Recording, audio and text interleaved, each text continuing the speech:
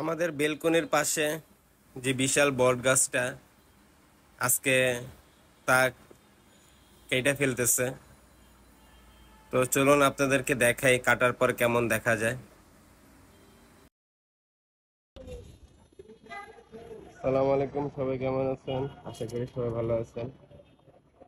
এখানে বিশাল একটা বট গাছ ছিল আমাদের পাশে গার্মেন্টসে,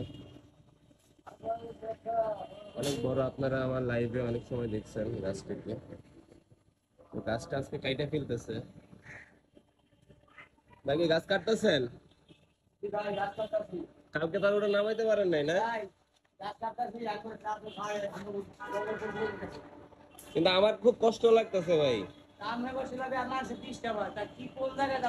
গাছটা আসছিল আমার ঘরের ভিতরে, বারিন্দার মধ্যে বাতাস হইতো, এনে কতগুলা পাখি থাকতো, কত এনে কাউয়া থাকতো।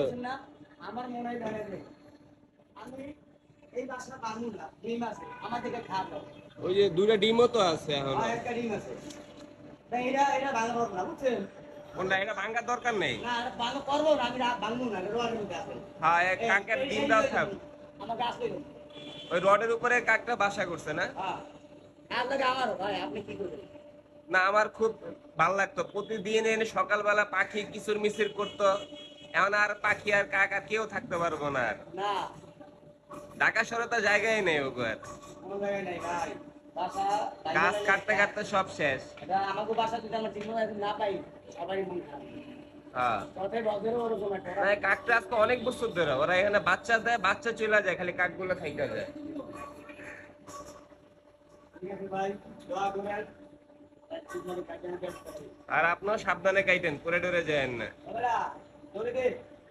কিন্তু খুব মায়া লাগতেছে গাছটা লাগে, প্রায় আজকে অনেক বছর তো এই গাছটার বয়স। এই গাছটার বয়স অনেক বছর। হ্যাঁ? একজনের বললো যে 15 বছর নাকি হয়েছে। হ্যাঁ, 15 বছর হইব। আপনি দেখেন না, একটা শাড়ি মতন হয়েছে। তো কাউয়ের বাসাটা ভাঙেন না ভাই, কাকের ওই ডিমটা দেখে মায়া লাগতেছে খুব।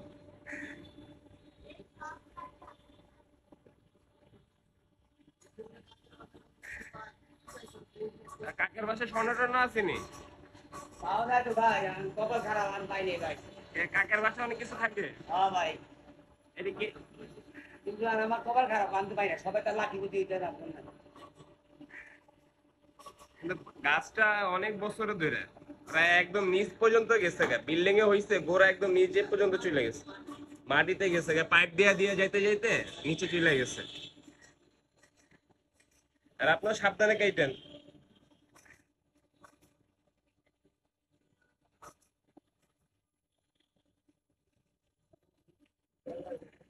আর এই পাশটা খুব সুন্দর ঠান্ডা বাতাস এই তো এই গাছটার কারণে। কারণ ওদের বাসা ভেঙে ফেলছে, ওদের এখন মন খারাপ। ওদের বাসা আজকে ভেঙে ফেললো, ওদের জন্য গাছটা কেটে ফেললো।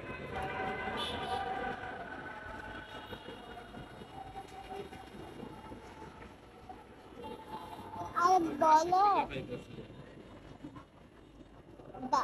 বাসা হইতে পারছে। ওদের বাসাটা ভেঙে ফেলছে। ওই যে সব টাকা। ডাইনিং রুম থেকে এবং পাকঘর থেকে বারিন্দার কাছে এখানে আসলে আমার খুব শান্তি লাগতো। বট গাছটা এখানে ছিল, প্রচুর পাখি আসতো। আর এখানে যে কাকের বাসাটা ছিল, ডিম ডেকে আছে, ডিম তো দেখা যায় না, কুকুরটা দেখা যায় না। পুরা এখন কুচুকে দেখা যাইতেছে, আগে এখান থেকে দেখা যেত না।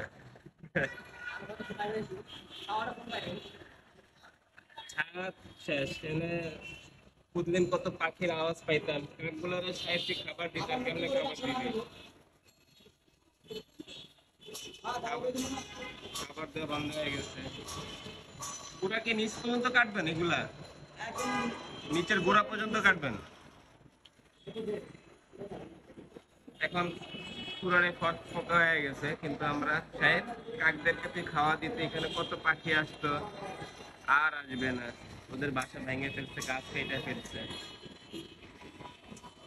তো আজকের ভিডিও এই পর্যন্ত। সবাই ভালো থাকবেন, সুস্থ থাকবেন, বেশি বেশি করে গাছ লাগাবেন। আল্লাহ হাফেজ। আল্লাহ হাফেজ দিয়া দাও।